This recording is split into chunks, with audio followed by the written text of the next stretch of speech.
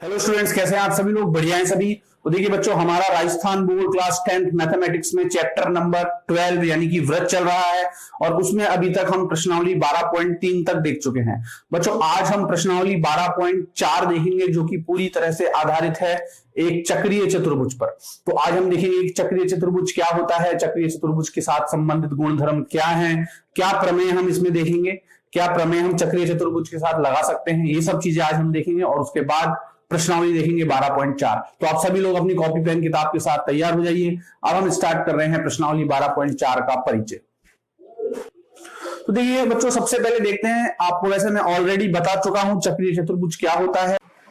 तो आइए बच्चों, अब हम देखते हैं चक्रीय चतुर्भुज के बारे में। चक्रीय चतुर्भुज क्या होता है और चक्रीय चतुर्भुज के बारे में मैंने आपको पिछली प्रश्नावलियों में भी बताया था। पिछली प्रश्नावलियों में हमने जो है 12.3 में या 12.2 में हमने जो है प्रश्नों को हल करते समय चक्रीय चतुर्भुज में लगने वाली प्रमेय का इस्तेमाल किया था, क्योंकि वहां हमें कई ऐसी आकृतियां प्राप्त हुई थी जिसमें चक्रीय चतुर्भुज बन रहा था और चक्रीय चतुर्भुज की जो प्रमेय है वो सीधी सीधी वहां लग रही थी। तो आइए बच्चों, चक्रीय चतुर्भुज के बारे में जानकारी ले लेते हैं। तो चक्रीय चतुर्भुज की साधारण सी बात करूं मैं तो एक ऐसा चतुर्भुज होता है जिसके चारों शीर्ष जो है किसी वृत्त की परिधि पर स्थित होते हैं। चारों शीर्ष जो है वो किस पे स्थित होते हैं? वृत्त की परिधि पर। वह क्या कहलाता है? चक्रीय चतुर्भुज। या आप कह सकते हैं कि जिसके चारों ओर क्या होता है? एक वृत्त परिगत होता है। ठीक है, जैसे मान लीजिए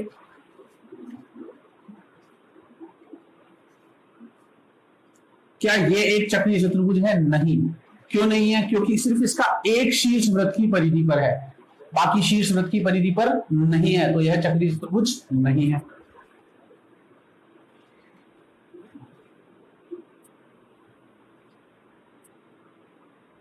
क्या ये एक चक्रीय चतुर्भुज है? नहीं, यह भी चक्रीय चतुर्भुज नहीं है, क्योंकि इसका एक शीर्ष जो है वह वृत्त की परिधि पर स्थित नहीं है। परंतु यह एक चक्रीय चतुर्भुज है क्योंकि इसके चारों शीर्ष किस पे स्थित है बच्चों?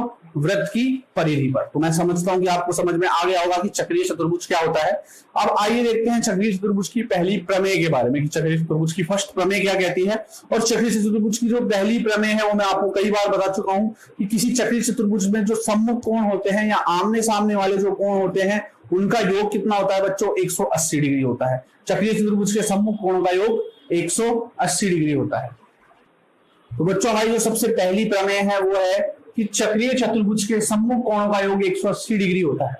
कहने का मतलब है कि अगर मान लीजिए कोई चक्रीय चतुर्भुज है,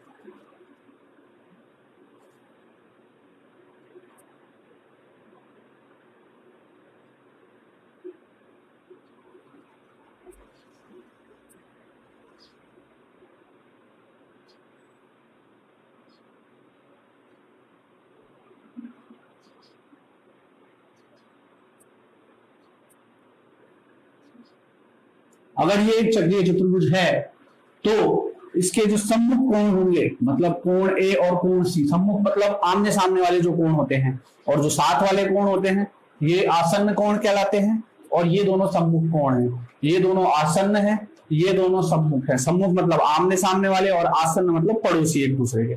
ठीक है, तो जो सम्मुख कोण होते हैं उनका योग कितना होता है बच्चों?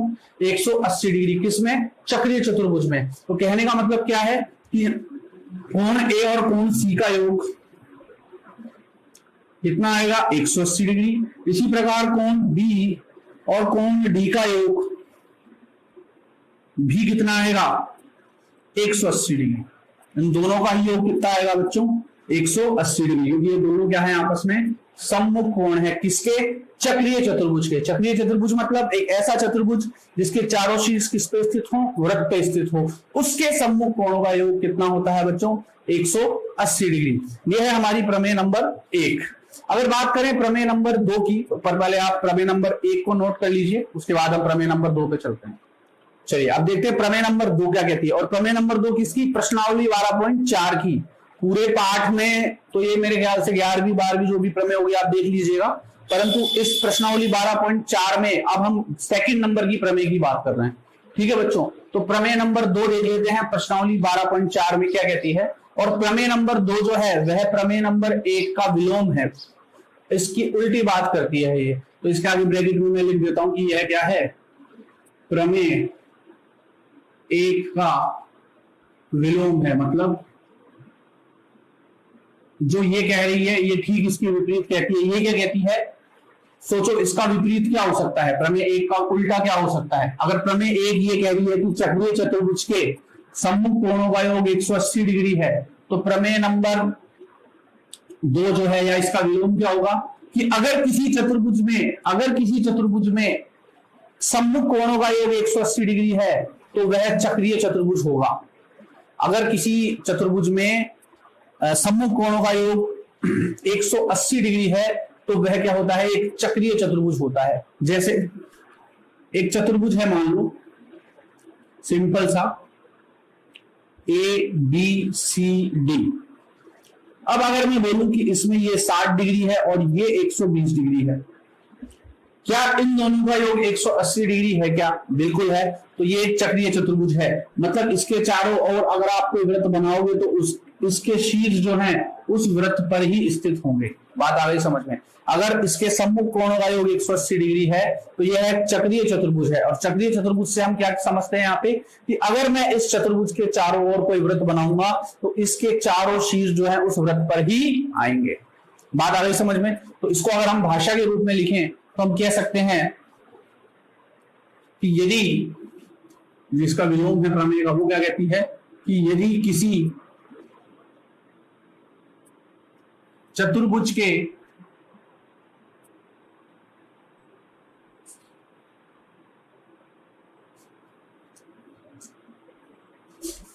सम्मुख कोणों का योग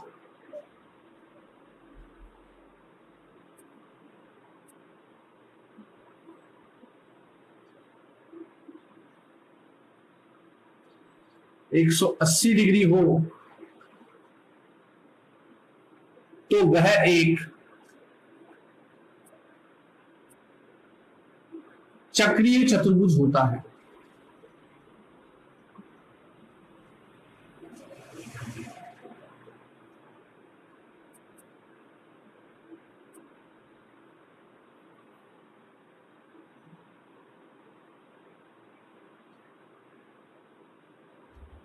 अगर किसी चतुर्भुज के सम्मुख कोणों का योग 180 डिग्री है तो वह एक चक्रीय चतुर्भुज होगा। तो इस चित्र के हिसाब से अगर मैं कहना चाहूं कि यदि कोण A प्लस कोण C 180 डिग्री हो, या तो अथवा कोण B प्लस D 180 डिग्री हो।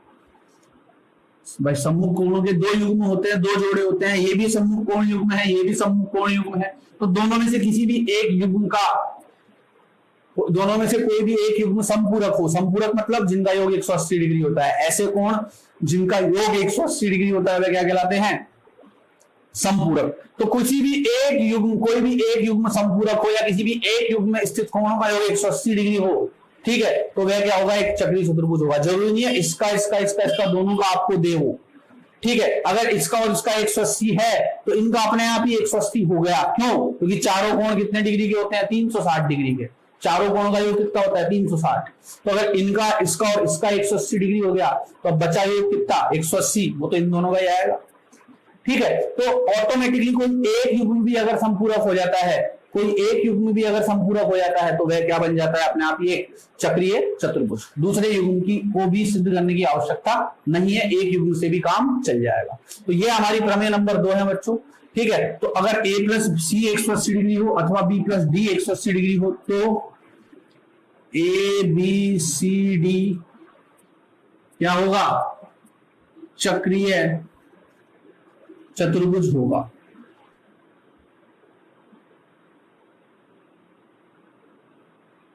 ठीक है, इसे आप नोट कर लीजिए। फिर देखते हैं हमारी प्रमेय नंबर 3।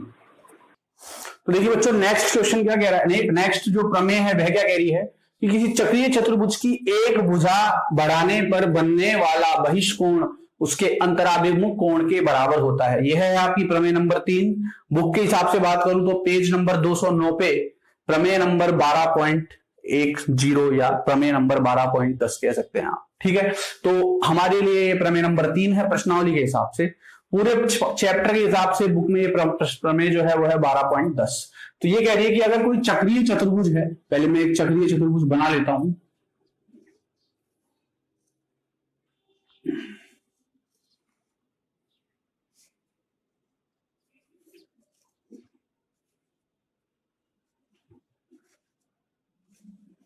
ये एक चक्रीय चतुर्भुज है क्योंकि इसके चारों जो शीर्ष हैं वह वृत्त की परिधि पर स्थित है। किसी चक्रीय चतुर्भुज की एक भुजा बढ़ाने पर, अब मान लो इसकी ये भुजा मैंने बढ़ाई, किसी कोई भी एक भुजा बढ़ा सकते हो आप इस भुजा को भी बढ़ा सकते थे, आप इस भुजा को इधर भी बढ़ा सकते थे, इधर भी बढ़ा सकते हो, उधर भी बढ़ा सकते हो और इधर भी बढ़ा सकते हो, कोई भी एक भुजा बढ़ा लो। तो इसको मैंने बढ़ाया, तो चक्रीय चतुर्भुज की एक भुजा बढ़ाने पर बनने वाला बहिष्कोण, ये बहिष्कोण होता है। बहिष्कोण मतलब जो बाहर स्थित होता है, ठीक है। हमने त्रिभुजों में भी बहिष्कोण देखे हुए हैं। अगर मैं त्रिभुज की ये भुजा को बाहर बढ़ा देता तो ये हमारा क्या बनता था, बहिष्कोण, ठीक है। और त्रिभुज में हमने बहिष्कोण की एक नियम भी पढ़ा था कि बहिष्कोण जो होता है वह अंतः अंतराभिक कोण के योग के बराबर होता है। मतलब ये जो कोण है वो इसके और इसके योग के बराबर होगा। खैर हम त्रिभुज की बात नहीं कर रहे हैं, अभी हम चक्रीय चतुर्भुज की बात कर रहे हैं। तो चक्रीय चतुर्भुज की कोई एक भुजा मैंने बढ़ाई, चक्रीय चतुर्भुज की कोई एक भुजा मैंने बढ़ाई और जो बहिष्कोण बना वह अंतराभिमुख कोण के इसके क्या होगा, बराबर होगा। यह कोण इसके बराबर होगा। मतलब अगर मैं इसको ई तक बढ़ाता हूं तो कोण ईबीसी या सीबीई किसके बराबर होगा, कोण एडीसी के।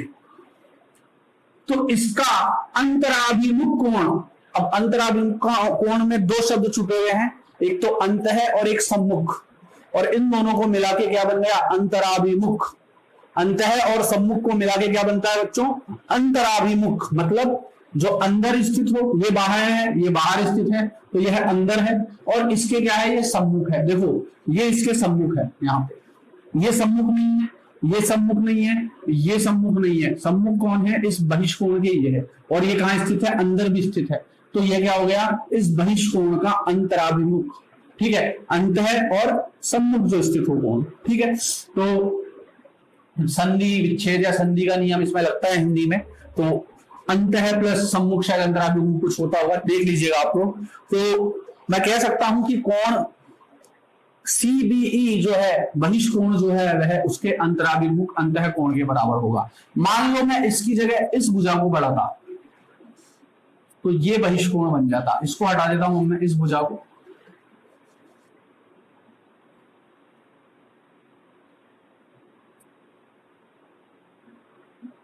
अगर मैं इस भुजा को बढ़ाता तो ये बहिष्कोण बनता बच्चों। और इस बहिष्कोण के सम्मुख कोण कौन सा होगा, ये हमें देखना था।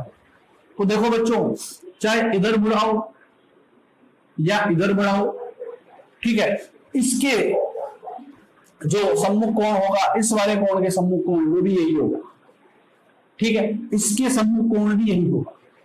चलिए अगर मैं इसको बढ़ाता तो अब इसके सम्मुख ये हो जाता, ये बहिष्कोण, और इसके सम्मुख, इसका अंतराभिमुख कोण कौन है, ये, तो ये इसके बराबर हो जाता, ठीक है। अगर मैं इसको बढ़ाता तो इसके बराबर ये वाला कोण हो जाता, क्योंकि ये इसका अंतराभिमुख। तो इस प्रकार से अगर किसी चक्रीय चतुर्भुज की एक भुजा को, किसी भी एक भुजा को हम बढ़ाते हैं और उससे जो बहिष्कोण बनेगा वह उसके अंतराभिमुख कोण के क्या होगा, बराबर होगा। तो यहां मैं फिर से जो मैंने शुरू में चित्र बनाया था वही बना देता हूं मैं।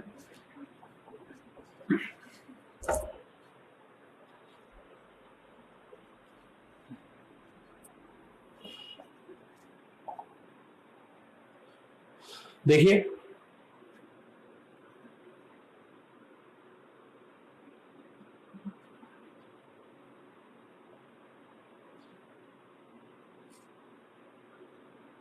तो किसी भी एक भुजा को बढ़ाते हैं तो हम हमारी आसानी के लिए इसको ही बढ़ा देते हैं, क्योंकि दिखने में बिल्कुल ही परफेक्ट लगता है। इसको बढ़ाया तो ये बहिष्कोण बन गया, ई तक बढ़ाया, मान लो मैंने इस भुजा को, भुजा AB को मैंने ई तक बढ़ा दिया तो ये बहिष्कोण बन गया CBE। तो कोण CBE जो होगा वह किसके बराबर होगा, कोण ADC बोल लो या कोण D बोल लो, कोण D बोल लो, या आप कोण ADC भी कह सकते हैं, इसको ADC कुछ भी कह लीजिए, ठीक है बच्चों। तो इसे आप नोट कर लीजिए, फिर हम देखते हैं हमारी इसकी लास्ट प्रमेय 12.4 की जो आखिरी प्रमेय है, और फिर हम प्रश्नावली देखेंगे। तो पहले आप इस प्रमेय को भी नोट कर लीजिए चित्र बना के।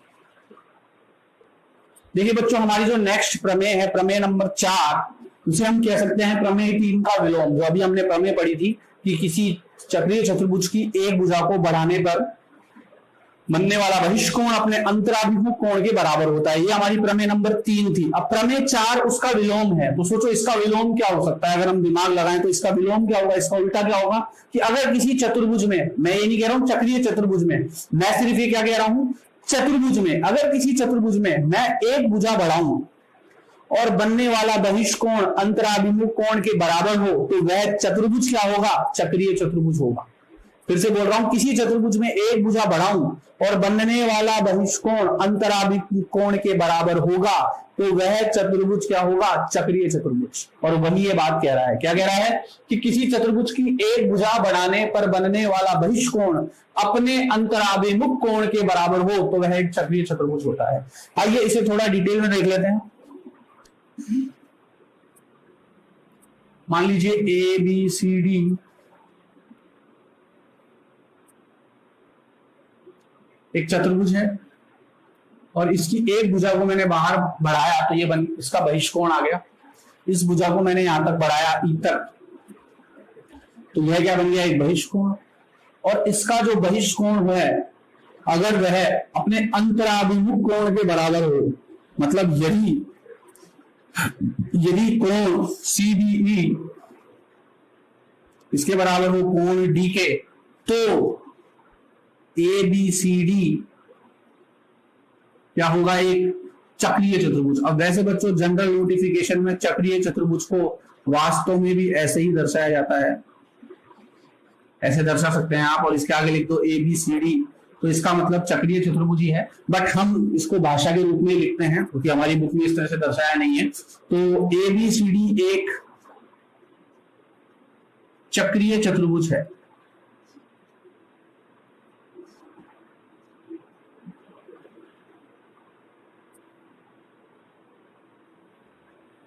क्योंकि किसी साधारण चतुर्भुज में, जो कि चक्रीय चतुर्भुज था भी नहीं, किसी साधारण चतुर्भुज में भी अगर किसी एक भुजा को बढ़ाया और जो बहिष्कोण बना वह अपने अंतराभिमुख कोण पहले ही बताया मैंने आपको, जो अंदर स्थित हो अंत है प्लस जो सम्मुख हो अंतराभिमुख कोण के क्या होगा, बराबर होगा। ठीक है बच्चों, अंतराभिमुख कोण के क्या होगा, अंतराभिमुख कोण का मतलब क्या है, जो अभिमुख हो मतलब सामने हो और अंतः हो। ठीक है बच्चों, तो इसे भी आप नोट कर लीजिए। प्रमेय 3-4 को, बड़ी सिंपल सी प्रमेय थी जो कि 3 का विलोम भी थी। और इस प्रमेय के बाद अभी जो हमने चारों प्रमेय देखी उसी को इस्तेमाल करते हुए अब हम हमारी प्रश्नावली 12.4 के क्वेश्चन सॉल्व करेंगे। तो पहले आप इसे पॉज करके नोट कर लीजिए। चलिए बच्चों, पहला क्वेश्चन देखते हैं। क्वेश्चन जो है मैं यहाँ पे शॉर्ट फॉर्म में लिख भी दूंगा, स्क्रीन पे भी आपको डिस्प्ले हो जाएगा और आप अपने बुक से भी देख सकते हैं। बुक में आपका, अगर आपके पास बुक है तो, नहीं है तो स्क्रीन पे आपको डिस्प्ले हो जाएगा और शॉर्ट में मैं यहाँ लिख भी दूंगा क्वेश्चन को। तो पहला क्वेश्चन क्या कह रहा है, प्रश्नावली 12.4 का पहला प्रश्न ये कह रहा है कि अगर एक चक्रीय चतुर्भुज का एक कोण आपको दिया हुआ है तो उसका सम्मुख कोण आपको ज्ञात करना है। मैं एक चित्र बना देता हूं, एक चित्र में ही हम इन सबको देख लेंगे। मान लो एक चक्रीय चतुर्भुज है,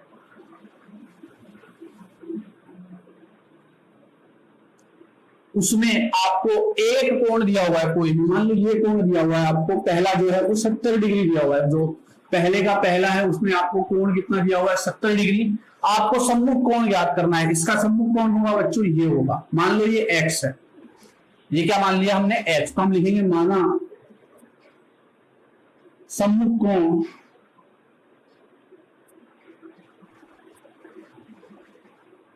x डिग्री है। कुछ नहीं दिया हुआ है तो जब कोई चीज हमें नहीं पता होती तो हम उसे चर राशि मान सकते हैं, तो मैंने इसको चर मान लिया x। ठीक है, तो मैंने सम्मुख कोण क्या मान लिया बच्चों, x। अब आपको पता है सम्मुख कोण का योग कितना होता है, 180 डिग्री, क्योंकि ये एक चक्रीय चतुर्भुज है।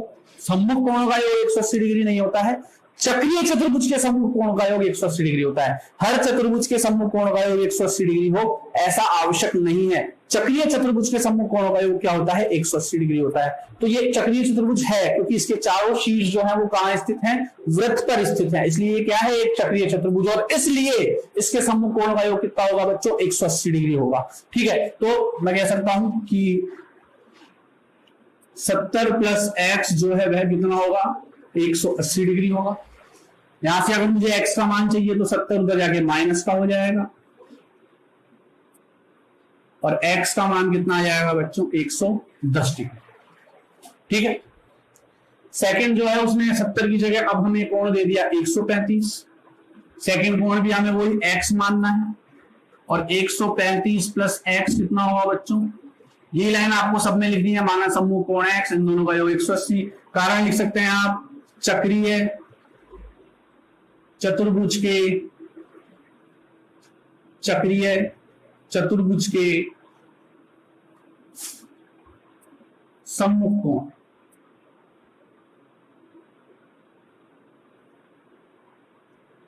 इसलिए इनका योग 180 डिग्री। तो यही कारण आप सब में लिख सकते हैं क्योंकि क्वेश्चन एक जैसे हैं। तो मैंने एक क्वेश्चन आपको बता दिया है कैसे करना है, अब आप डायरेक्ट कर सकते हैं 180 माइनस 135। लेकिन जब आप क्वेश्चन करेंगे तब आपको ये सारी लाइनें लिखनी है। माना सम्मुख कोण है x डिग्री, इन दोनों का योग 180। क्यों? क्योंकि ये चक्रीय चतुर्भुज के सम्मुख कोण है। ठीक है बच्चों, तो इस बात का आपको ध्यान रखना है। तो ये आ जाएगा हमारे पास 45 डिग्री। और इसी प्रकार से आप आगे के सभी कोण याद कर सकते हैं। जैसे इसका फोर्थ है 3/5 समकोण। इसका मतलब क्या है कि समकोण से इसको गुणा करना है। समकोण मतलब क्या होता है बच्चों 90 डिग्री। तो 3/5 इंटू 90 करना है इसको। 3/5 समकोण का मतलब है 3/5 किससे गुणा होगा, समकोण से। और समकोण कितने डिग्री का होता है 90 डिग्री का। तो ये कट जाएगा 18 बार और ये आ जाएगा 18 × 54 डिग्री। ठीक है बच्चों, तो अब जो हमारा सम्मुख कोण होगा वो कितना होगा x + 54 = 180। और यहां से आप x का मान ज्ञात कर सकते हैं 126 डिग्री। ठीक है बच्चों, इसी प्रकार आप जो बचे हुए क्वेश्चन है तीसरा और पांचवा वो याद कर लेना है। जैसे तीसरा क्वेश्चन आपको दिया हुआ है 112 से 1/2। तो पहले इसको आप मिश्र बिंदु से साधारण बिंदु में बदलना, 112 को 2 से गुणा करना तो आ जाएगा 124 और 124 में 1 जुड़ेगा तो 125/2। ठीक है बच्चों, उसके बाद आपको 180 में से इसको घटाना है, x के साथ जोड़ना है इसको। ठीक है, तो एक जैसे क्वेश्चन है, बहुत सिंपल कंसेप्ट था। कुल मिला के वो है इस क्वेश्चन को उसको जो उसका जो देने का उद्देश्य था हमें वो सिर्फ ये था कि जो हमने सम्मुख कोण का योग 180 डिग्री होता है वो प्रमेय ढंग से समझी है या नहीं समझी, और उस प्रमेय को हम लगा पा रहे हैं या नहीं पा रहे हैं। सिर्फ यही मकसद था इस क्वेश्चन का। चलिए नेक्स्ट क्वेश्चन देखते हैं। अब सेकंड क्वेश्चन क्या कह रहा है बच्चों आपको, पर सेकंड क्वेश्चन करने से पहले इसे आप पॉज करके नोट कर लीजिए, फिर मैं इसे मिटा देता हूं। पॉज करके इसको आप नोट कर लीजिए। अब सेकंड क्वेश्चन देखते हैं बच्चों। सेकंड क्वेश्चन क्या कह रहा है, चक्रीय चतुर्भुज का सम्मुख कोण ज्ञात करना है आपको यदि उसका एक कोण दूसरे का 2/7 हो। तो फिर से मैं चित्र बना के बता देता हूं आपको। मान लो एक चक्रीय चतुर्भुज है ABCD। अब ये कह रहा है कि इसमें एक कोण जो है वो अपने से सम्मुख का, एक कोण जो है वो दूसरे का, जैसे पहला दिया हुआ है, तीसरे का पहला दिया हुआ है, दूसरे का 2/7 है। 2/7 का मतलब क्या है बच्चों यहाँ पे, ये दूसरे का 2/7 गुना है।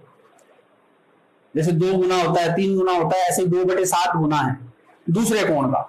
ठीक है, आपको सम्मुख कोण ज्ञात करना है, दोनों कोण ज्ञात करना है आपको। ये वाला भी कोण ज्ञात करना है, ये भी ज्ञात करना है। ये इसका या कह सकते हैं ये इसका 2/7 गुना है। तो मान लो एक कोण अगर x है तो दूसरा इसका 2/7 गुना है, तो दूसरा कितना हो जाएगा बच्चों 2/7x। कि दूसरे कोण को 2/7 से गुणा कर दो, क्योंकि पहला कोण जो है वो दूसरे का कितना है 2/7। अगर दूसरा x है तो पहला कितना है 2/7x। ठीक है, तो मैं लिखूंगा माना पहला कोण, माना दूसरा कोण बराबर x डिग्री। तो पहला कोण कितना जाएगा बच्चों, पहला कोण बराबर 2/7x। और आपको पता है कि चक्रीय चतुर्भुज के सम्मुख कोणों का योग कितना होता है बच्चों 180 डिग्री। तो इस वजह से इन दोनों का योग भी कितना होगा 180 डिग्री। अगर आप चित्र बना रहे हैं तो आप ये भी लिख सकते हैं कि माना कोण B बराबर x तो कोण D बराबर 2/7x, ये भी लिख सकते हैं अगर चित्र बना के कर रहे हैं। चित्र नहीं बना रहे हैं क्योंकि छोटे क्वेश्चन आते हैं, एक एक नंबर का क्वेश्चन आते हैं इस तरह के, तो उसमें चित्र वगैरह बनाने का इतना टाइम नहीं लगता है हमें, तो हम डायरेक्ट भी कर सकते हैं। ठीक है बच्चों, और आप परीक्षा में भी इस तरह से कर सकते हैं डायरेक्ट बिना चित्र बनाए, अगर क्वेश्चन छोटा है। ये क्वेश्चन अभी 3 नंबर का दे दिया तो फिर हमें पूरी जो है फॉर्मेलिटी करनी पड़ेगी, हमें चित्र भी बनाना पड़ेगा, सब कुछ लिखना भी पड़ेगा, क्योंकि क्वेश्चन 3 नंबर लाइक बनाना है हमें। ठीक है, चलिए तो पहले दूसरा कोण कितना माना x, तो पहला कोण कितना हो गया बच्चों 2/7x। अब इनका योग कितना होगा बच्चों, x प्लस 2/7x कितना होगा 180। इन दोनों का योग कितना होगा 180। क्यों होगा, क्योंकि ये क्या है चक्रीय चतुर्भुज के सम्मुख कोण। तो कारण जरूर लिखना है आपको कि चक्रीय चतुर्भुज के सम्मुख कोण है ये।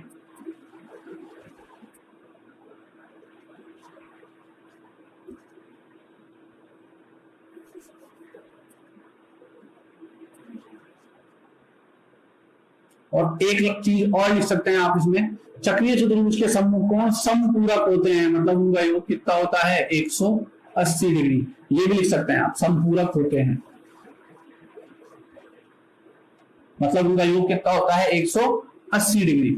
तो इन दोनों का योग कितना होगा बच्चों 180 डिग्री। अब ये क्या बन गया, एक समीकरण बन गया एक चर में, और मैं इस समीकरण को हल करके इसकी चर राशि यानी कि x का मान ज्ञात कर लूंगा, और x का मान ज्ञात हो जाएगा तो मेरे पास कोण आ जाएंगे। तो x का मान कैसे ज्ञात करेंगे, पहले इसका लैसे लेना पड़ेगा हमें, क्योंकि इसके नीचे 7 है, इसके नीचे कुछ नहीं है, तो 1 मान लेता हूं इसके नीचे। लैसे क्या आएगा 7 एकम 7, 7 को x से करेंगे 7x, और 2x को 1 से करेंगे 2x। 7 एकम 7, 7 को x से किया 7x, 2x को 1 से करेंगे 2x बराबर 180। 7x और 2x 9x/7 बराबर 180। अब मुझे तो x का मान चाहिए, तो x अकेला छोड़ देता हूं। ये 9/7 है, तो 7 भाग में है, उधर जाके गुणा हो जाएगा 180 के साथ में, और 9 इसके साथ गुणा में है, इधर आगे भाग में आ जाएगा, मतलब 9/7 उधर जाके बन जाएगा 7/9, और इधर बच जाएगा हमारे पास x। ये 9 180 को 20 बार काटेगा, तो x का मान आ जाएगा 140। तो हमारे पास जो है दूसरा कोण आ चुका है। अतः दूसरा कोण जो कि हमने क्या माना था, दूसरा कोण हमने माना था x, तो x कितना आ गया 140। ठीक है, और पहला कोण कितना आएगा। अब पहला कोण याद करने के कई तरीके हैं, या तो दूसरे कोण को x को 2/7 से गुणा कर दो तो भी पहला कोण आ जाएगा, 2/7 को 140 से गुणा करो तो ये 40 आ जाएगा। या आपको पता है कि दोनों का योग 180 था, ये 140 है तो ये 40 ही आएगा, क्योंकि दोनों का योग कितना था 180। तो पहला कोण कितना आ जाएगा 180 में से 140 माइनस कर दो तो 40 डिग्री आ गया। या फिर उसको 2/7 से गुणा कर दो, क्योंकि पहला कोण जो है वो दूसरे का 2/7 था। तो ये हो गया हमारा बच्चों तीसरे का फर्स्ट पार्ट, इसे आप नोट कीजिए। और इसका जो सेकंड है वह आपको होमवर्क में करना है। सेकंड क्या कह रहा है, सिर्फ आपको इतना सा कह रहा है दूसरे का 11/4, बाकी कहानी वही रहेगी। ये x है तो अब की बार ये क्या हो जाएगा 11/4x, फिर वही उन दोनों का योग 180 डिग्री। समीकरण बनाओ, x का मान ज्ञात करो और पहला और दूसरा कोण ज्ञात करो। तो बच्चों इसे नोट कर लीजिए, फिर हम देखते हैं थर्ड क्वेश्चन। इसे पॉज करके आप नोट कर लीजिए। देखिए बच्चों, नेक्स्ट जो क्वेश्चन है हमारा क्वेश्चन नंबर 3, वो क्या कह रहा है कि ये एक चक्रीय चतुर्भुज है ABCD, और इसमें आपको चारों कोण ज्ञात करने हैं। इस चक्रीय चतुर्भुज में आपको चारों कोण ज्ञात करने हैं, पहला, दूसरा, तीसरा और चौथा। ठीक है बच्चों, तो देखिए क्या करना है इसमें आपको। अगर ये चक्रीय चतुर्भुज है और इसमें अगर आपको चारों कोण ज्ञात करने हैं, तो सबसे पहले आपको पता है कि चक्रीय चतुर्भुज के सम्मुख कोण का योग क्या होता है 180 डिग्री। अच्छा, चारों ही कोणों को इसने चर राशि के रूप में व्यक्त किया है यहाँ, जैसे ये भी चर राशि है, ये भी चर राशि है। तो सीधी सी बात है, अगर कोई चर राशि और चर राशि का मान अगर हमें ज्ञात करना होता है तो हमारे को क्या बनाना पड़ता है, एक समीकरण। समीकरण के द्वारा ही चर राशि का मान ज्ञात किया जा सकता है, बिना समीकरण के चर राशि का मान ज्ञात नहीं किया जा सकता है। तो देखिए, चर राशि का मान ज्ञात अगर हमें करना है यहाँ पे, या फिर समीकरण को हल करना है हमें, तो हम क्या करेंगे। देखो, क्योंकि ये चक्रीय चतुर्भुज है, चक्रीय चतुर्भुज है, तो सबसे पहले जो दिया हुआ है वो लिख दो। दिया है, क्या दिया है कि ABCD एक चक्रीय चतुर्भुज है।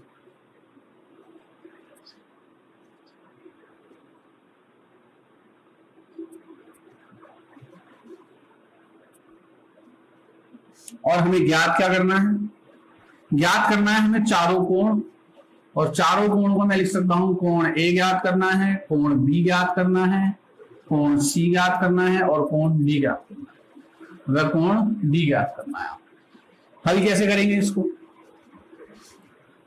देखो हम लिखेंगे कि कोण ए प्लस कोण सी कितना होगा? 180 डिग्री होगा। कोण ए और कोण सी का योग कितना होगा? 180 डिग्री। कारण क्या लिखोगे? वही चक्रीय चतुर्भुज के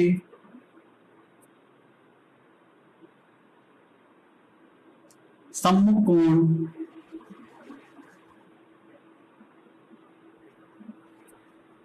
संपूरक होते हैं।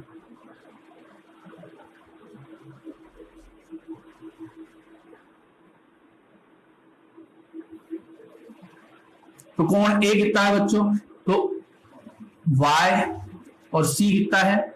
2y बराबर 180 डिग्री। तो y प्लस 2y कितना आ गया? 180 डिग्री, क्योंकि चक्रीय चतुर्भुज के सम्मुख कोण का योग कितना होता है? 180। तो a और c का योग 180 आएगा।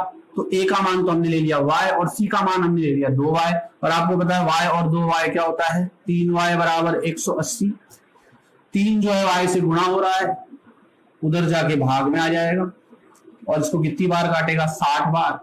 तो y का मान कितना आ जाएगा बच्चों? 60 डिग्री। अब लिखेंगे हम इसी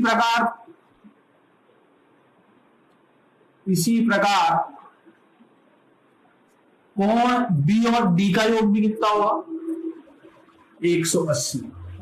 अब दोबारा कारण लिखने की जरूरत नहीं है, क्योंकि मैंने यहां इसी प्रकार लिख दिया है। उसी क्वेश्चन में एक चीज अगर आ गई है तो इसी प्रकार लिख के आप दूसरी चीज लिख सकते हैं। हर चीज का अलग अलग कारण लिखने की जरूरत नहीं है। अगर वही कारण दोबारा आ रहा है तो, और नया कारण आ रहा है तो फिर वो लिखना है। ठीक है, तो कोण b प्लस कोण d कितना आ गया? 180 डिग्री। कोण b का मान 3x, d का मान 2x बराबर 180 डिग्री। 3x और 2x 5x बराबर 180, x बराबर 180 बटे 5। तो x का मान कितना आएगा बच्चों? 36 डिग्री। तो a तो कितना आ जाएगा? a का मान कितना है? y। अब y कितना आया था? 60। तो a कितना आ गया बच्चों? 60 डिग्री। आप लिखना यहाँ पे अतः हल, और फिर लिखना कि कोण a तो कितना आ जाएगा? 60 डिग्री, क्योंकि a क्या था? y, और y का मान कितना आ गया? 60।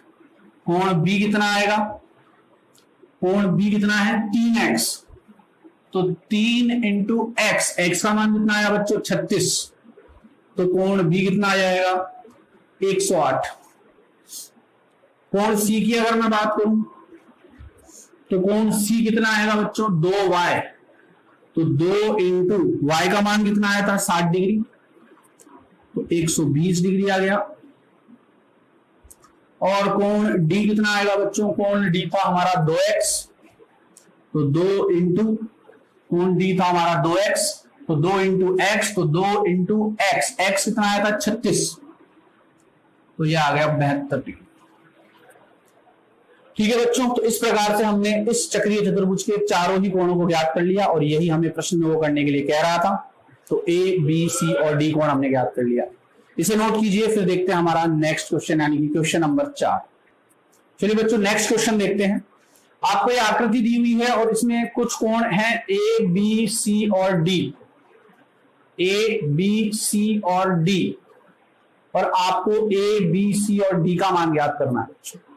ठीक है, चलिए तो देखिए इस आकृति की मैं अगर बात करूं तो देखो ये चक्रीय चतुर्भुज है ए, बी, ई, एफ। ये कुछ इस तरीके से बना हुआ है। पहले मैं आपको हल करके दिखा रहा हूं, यहाँ पे ये हल कैसे करना है ये बता रहा हूं, उसके बाद फिर हम इसको लिख लेंगे। तो मैं ये चतुर्भुज लेता हूं ए, बी, ई, एफ, ए, बी, ई, एफ, और एक चतुर्भुज, दूसरा जो चक्रीय चतुर्भुज बन रहा है यहाँ पे वो बन रहा है बी, सी, डी, ई। तो वो मैं यहां बना देता हूं बी सी डी ई। अच्छा, एक चीज जो ध्यान में रखने वाली है वो क्या है कि बीई भुजा जो है वह इस चक्रीय चतुर्भुज की भी है और इस चक्रीय चतुर्भुज की भी है, क्योंकि ये दोनों जो वृत्त हैं ये एक दूसरे को ई और बी पर क्या कर रहे हैं, प्रतिच्छेद। दोनों वृत्त एक दूसरे को बिंदु बी और बिंदु ई पर प्रतिच्छेद कर रहे हैं, इसलिए बीई भुजा इस चक्रीय चतुर्भुज में भी आ रही है, देखिए, और इसमें भी आ रही है, देखिए, यहां भी आ रही है और यहां भी आ रही है, ये उभयनिष्ठ है दोनों में। ठीक है, आपको क्या है, ये तो दिया हुआ है 91 डिग्री, 91, ये दिया हुआ है 65, ये आपको नहीं दिए हुए हैं, यहां ये दिया हुआ है ए बी सी डी, ये आपको ज्ञात करने ए बी सी डी के मान। लेकिन अगर मैं ध्यान से देखूं बच्चों तो कहीं ना कहीं ये जो ईडी रेखा है यह एस ई को आगे बढ़ाने पर आई हुई है, ये हम कह सकते हैं कि ईडी रेखा जो है यह एफ ई के आगे ही तो कंटिन्यू हो रही है, एफ ई के आगे ही तो बढ़ी हुई है, तो ई को अगर मैं आगे तक बढ़ाता हूं तो डी पहुंच जाएगा। ये ईडी रेखा इस प्रकार जा रही है और इसमें ये जो कोण है ए, ये इस चक्रीय चतुर्भुज के लिए क्या हो गया, बहिष्कोण हो गया, बाह्य कोण हो गया। एक भुजा को आगे बढ़ाया तो कोण ए क्या बन गया, बहिष्कोण, और बहिष्कोण जो है वह किसके बराबर होता है, अंतः अंतराभिमुख कोण के बराबर। इस कोण ए का बहिष्कोण के अंतः अंतराभिमुख कोण क्या होगा, ये 65 डिग्री। इसका अंतराभिमुख कोण क्या होगा, 65 डिग्री। इसका अंतराभिमुख कोण 65 डिग्री है। तो आपको पता है चक्रीय चतुर्भुज में किसी एक भुजा को बढ़ाने पर प्राप्त बहिष्कोण, चक्रीय चतुर्भुज में किसी एक भुजा को बढ़ाने पर प्राप्त बहिष्कोण अंतराभिमुख कोण के क्या होता है, बराबर होता है। अंतराभिमुख कोण के क्या होता है, बराबर। फिर से बोल रहा हूं, चक्रीय चतुर्भुज में किसी एक भुजा को बढ़ाने पर प्राप्त बहिष्कोण अंतराभिमुख कोण, इसके अंतराभिमुख कोण है ये, अंतः स्थित हो और सम्मुख भी हो, तो अंतः स्थित है और सम्मुख भी है, सामने भी है इसके। ठीक है, तो यह इसका क्या हो गया, अंतराभिमुख कोण हो गया। तो कोण ए कितना आ जाएगा बच्चों, 65 डिग्री। तो मैं कह सकता हूं कि ये जो ए है ये 65 डिग्री आ गया मेरे पास, ये ए कितना आ गया, 65 डिग्री। इसी प्रकार ये जो ए बी रेखा है ये भी कहां तक बढ़ी हुई मान सकता हूं मैं, सी तक। देखो वैसे बीसी जो है इस वाले चतुर्भुज के लिए तो एक भुजा है, पर इस वाले चतुर्भुज के लिए क्या है, बढ़ी हुई भुजा। बीसी जो है इस चतुर्भुज के लिए तो क्या है, खुद की भुजा है, पर इस चतुर्भुज के लिए बीसी भुजा क्या है, इस चतुर्भुज के लिए बीसी भुजा जो है वो ए बी की आगे बढ़ी हुई भुजा है, एक्सटेंडेड साइड है, बढ़ी हुई साइड है। ठीक है, तो कोण सी जो है यहाँ पे वो इस चतुर्भुज का तो खुद का कोण है, परंतु कोण सी इस चतुर्भुज के लिए बहिष्कोण है। कोण सी इस चतुर्भुज के लिए बहिष्कोण है। जैसे कोण ए इसका खुद का कोण था पर इसके लिए क्या था, बहिष्कोण। ऐसे ही कोण सी इसका खुद का कोण है पर इसके लिए क्या है, बहिष्कोण है। और कोण सी भी अगर बहिष्कोण है तो यह भी किसके बराबर होगा, अपने अंतराभिमुख कोण के बराबर, क्योंकि ये चक्रीय चतुर्भुज है और चक्रीय चतुर्भुज में बहिष्कोण अंतराभिमुख कोण के क्या होता है, बराबर। तो सी किसके बराबर हो जाएगा बच्चों, एफ के। तो सी कितना आएगा, 91 डिग्री। सी कितना आएगा बच्चों, 91 डिग्री। तो ये सी जो है यह कितना आ गया, 91। अब मेरे को ए और सी ज्ञात हो गया, बस बी और डी ज्ञात करना है। तो मुझे पता है कि B C D E B क्या है, एक चक्रीय चतुर्भुज, और चक्रीय चतुर्भुज में सम्मुख कोणों का योग कितना होता है बच्चों, 180। तो इन दोनों का योग 180 है, उसमें से ये 91 है, तो 180 में से 91 घटा दो, ये आ जाएगा। ऐसे ही इन दोनों का योग 180 है, तो ये 65 है, तो 180 में से 65 घटा दो, ये आ जाएगा। बात आ गई समझ में? ठीक है, तो चलिए इसको मैं इरेज कर देता हूं, नीचे वाले को। तो नीचे वाले पार्ट को सिर्फ समझाने के लिए बताया था मैंने।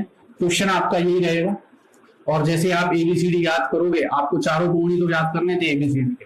तो सबसे पहले तो जो दिया हुआ है वो लिख देता हूं मैं। अब दिया हुआ वैसे प्रश्न में कुछ भी नहीं है, लेकिन देखने पर हमें जो पता लग रहा है हम वो भी लिख सकते हैं। और क्या पता लग रहा है कि ए बी ई एफ चतुर्भुज, ए बी ई एफ व चतुर्भुज बी सी डी ई, आप इस तरह से बना भी सकते हैं या लिख भी सकते हैं। पूरा चतुर्भुज पूरा भी लिख सकते हैं आप, ठीक है, पूरा चतुर्भुज भी लिख सकते हैं, कोई दिक्कत नहीं है। ठीक है, वो आपके ऊपर है। तो चतुर्भुज ABEF व चतुर्भुज BCDE कैसे चतुर्भुज हैं?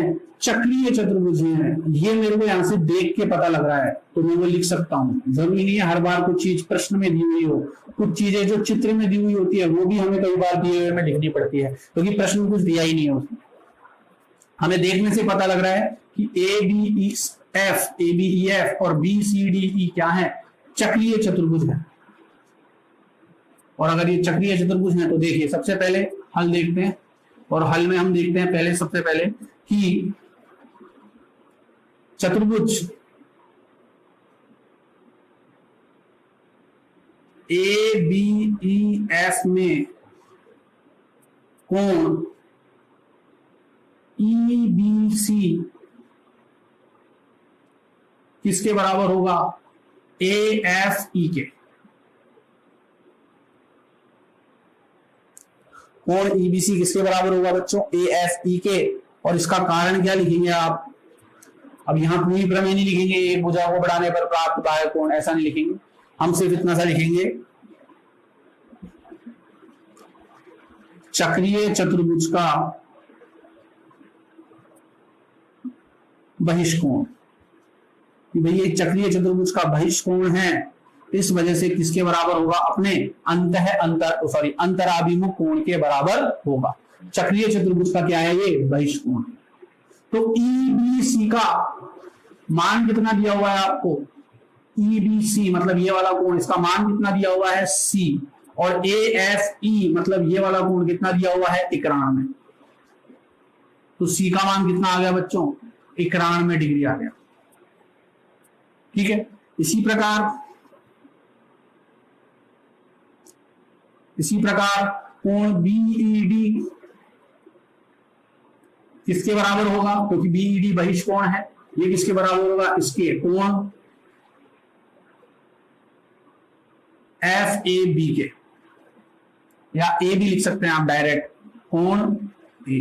यहां पे भी आप इसको, ये जो आपने लिखा था AFE, इसकी जगह आप डायरेक्ट इसको कोण FB लिख सकते हैं, कोई प्रॉब्लम नहीं। ठीक है। तो इसी प्रकार BED मतलब कि किसकी बात कर रहे हैं हम? A की। तो A जो है वो किसके बराबर हो जाएगा? कोण A का मान कितना है? 65 डिग्री, क्योंकि ये जो है इसका अंतराभिमुख है। तो अंतराभिमुख कोण क्या होते हैं? बराबर। तो A का मान कितना आ जाएगा बच्चों? 65 डिग्री। ठीक है। A 65 आ गया, C 91 में आ गया। अब हम लिखेंगे चतुर्भुज, या आप लिख सकते हैं चक्रीय चतुर्भुज भी लिख सकते हैं इसको डायरेक्ट। चतुर्भुज BCDE में, चतुर्भुज BCDE में कोण E प्लस कोण C कितना होगा बच्चों? 180 डिग्री। कोण E और C का योग कितना होगा? 180 डिग्री। क्यों? चक्रीय चतुर्भुज के सम्मुख कोण क्या होते हैं? समपूरक। चक्रीय चतुर्भुज के सम्मुख कोण समपूरक होते हैं।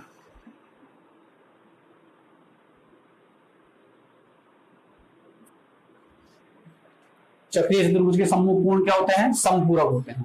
तो मैं कह सकता हूं कि E का मान तो कितना है? A प्लस C का मान कितना है? D बराबर कितना होगा? 180। और मुझे पता है A का मान कितना है यहाँ? 65। तो 65 प्लस D कितना आएगा? 180। तो यहां से D का मान कितना आएगा? 180 माइनस 65, और D आ जाएगा यहाँ पे 115। ठीक है बच्चों। तो D का मान कितना आ गया? 115। इसी प्रकार कोण B और D का योग भी कितना होगा? 180 डिग्री होगा। और B का मान कितना है यहाँ पे? C। और D का मान कितना है? B बराबर 180। और C का मान हमने निकाल लिया था 91 प्लस B बराबर 180। तो B बराबर 180 माइनस 91। तो B का मान कितना आएगा बच्चों? B का मान आएगा 109। ठीक है, सॉरी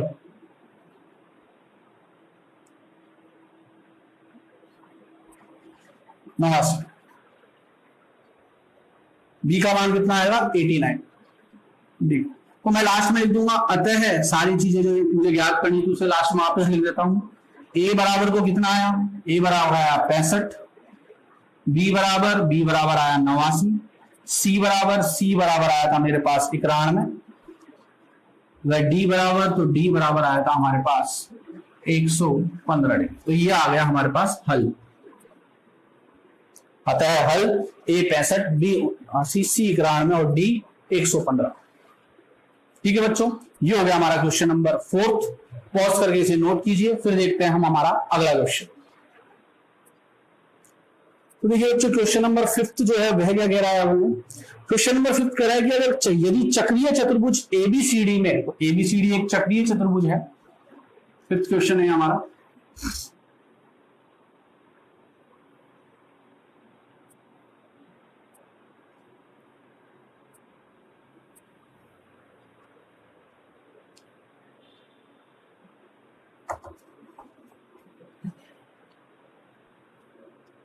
चक्रीय चतुर्भुज एबीसीडी में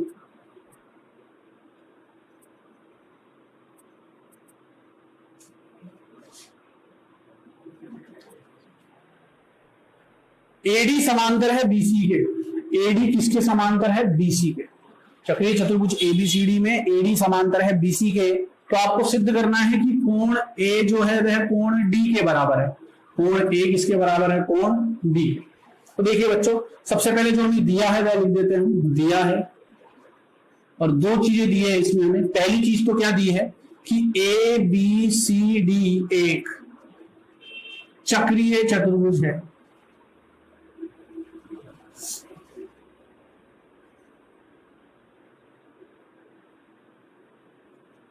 और दूसरी चीज हमें क्या दी है कि कोण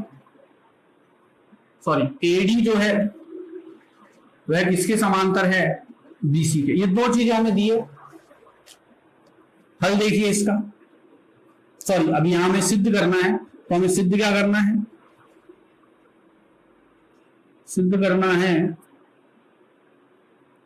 कि कोण ए बराबर कोण डी। तो उत्पत्ति देखिए इसकी।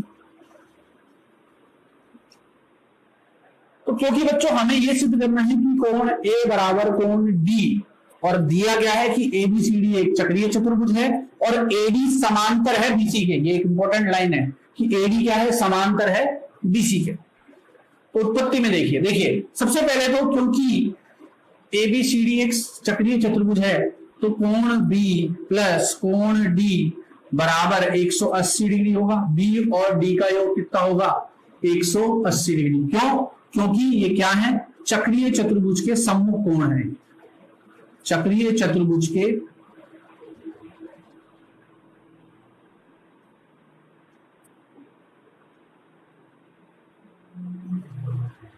सम्मुख कोण, और चक्रीय चतुर्भुज के सम्मुख कोणों का योग कितना होता है, 180 डिग्री। प्रमेय नंबर 1 में हमने देखा था। ठीक है, तो बी और डी का योग कितना आ गया बच्चों, 180 डिग्री आ गया। अब आपने समांतर रेखाएं पढ़ी थी 9th क्लास में, और जब किसी समांतर रेखा को एक तिर्यक रेखा प्रतिच्छेद करती है तो ये जो अंदर वाले कोण होते हैं, अंतः कोण, तिर्यक रेखा के एक ही ओर बने अंतः कोणों का योग कितना होता है बच्चों, 180 डिग्री। तिर्यक रेखा के एक ही ओर बने अंतः कोण, ये अंतः होते थे और ये बाह्य होते थे, ये बाह्य होते थे। तो अंतः कोणों का योग कितना होता है, 180। अब समांतर रेखाओं को यू ना बना के, अगर मैं यू बना दूं, समांतर रेखाओं को यू ना बना के इनको खड़ा कर दूं और यू बना दूं, और तिर्यक रेखा यू ना काट के यू काटे, तो मैं कह सकता हूं कि ये भी अंतः कोण ही है। अब ये और ये कोण, ये और ये बन चुके हैं, और इनका योग कितना होगा बच्चों, 180 डिग्री। क्यों, तिर्यक रेखा के एक ही ओर बने अंतः कोण। ये हमने 9th क्लास में पढ़ा था बच्चों कि जब दो रेखाएं समांतर हों और उन्हें एक तिर्यक रेखा काटे, तिर्यक रेखा क्या होती है, जो किसी रेखा को काटती है। ठीक है, तो एक ही ओर बने अंतः कोणों का योग कितना होता है, 180 डिग्री। तो यहां भी कुछ ऐसी ही कहानी हो रही है बच्चों। ये दोनों रेखाएं समांतर है, देखो ये दोनों रेखाएं समांतर है। अगर मैं ये हिस्सा और ये हिस्सा हटा दूं तो यही तो बच रहा है। बट अभी भी ये है तो वही समांतर रेखा है, ये वो है तो वही तिर्यक रेखा, नियम तो वही लगेगा, बस मैंने जो एक्स्ट्रा पार्ट था उसको हटा दिया, तो इससे उसका गुण थोड़ी बदल जाएगा, गुण तो वही है उसका भी। ठीक है, तो ये हमारी दो समांतर रेखाएं हैं और ये उसकी तिर्यक रेखा है, ये दोनों समांतर रेखाएं और ये उसकी तिर्यक रेखा, और ए और बी जो है वो तिर्यक रेखा के एक ही और बने क्या है, अंतःकोण है। ठीक है, तो इनका योग क्या होगा बच्चों, 180 डिग्री होगा। ए और बी का योग भी कितना होगा, 180 डिग्री। ठीक है बच्चों, तो इस चीज को लिखने से पहले मैं यहां से बी का मान निकाल रहा हूं एक बार के लिए। तो बी का मान यहां कितना आ जाएगा बच्चों, 180 और प्लस का डी उधर जाके क्या हो जाएगा, माइनस का डी, तो एक नंबर समीकरण आ जाएगा यहाँ पे। ठीक है, ये चीज लिखने से पहले मैं ये जो मैंने लिखा था कि बी और डी का योग 180 डिग्री है, चक्रीय त्रिभुज के समूह कोण है, तो यहां से बी का मान निकाला मैंने, प्लस का डी उधर चला गया। अब मैं ये वाली बात लिख देता हूं कि ए और बी का योग कितना होगा, 180 होगा। क्यों होगा, ए और बी का योग 180 डिग्री क्यों होगा, क्योंकि आप ये भी लिख सकते हैं तिर्यक रेखा के एक ही ओर बनने अंतःकोण, या छोटी सी बात लिख सकते हैं क्योंकि एबी जो है, सॉरी एडी जो है वो क्या है, बीसी के समांतर है, इस वजह से ये तिर्यक रेखा के एक ही ओर बने अंतःकोण है और इनका योग कितना होगा, 180 डिग्री होगा। तो 9th क्लास में ये चीज आप पढ़ के आए हैं। तो ए और बी का योग कितना हो गया बच्चों, 180 डिग्री हो गया। ठीक है, अब अगर ए और बी का योग 180 डिग्री हो गया तो यहां से भी मैं बी का मान निकाल लेता हूं, और 180 प्लस का ए उधर जाके क्या हो जाएगा, माइनस का ए, और ये हो जाएगा समीकरण नंबर 2। यहां से भी मैंने बी का मान निकाला, प्लस का ए उधर जाके क्या हो गया, माइनस का ए हो गया।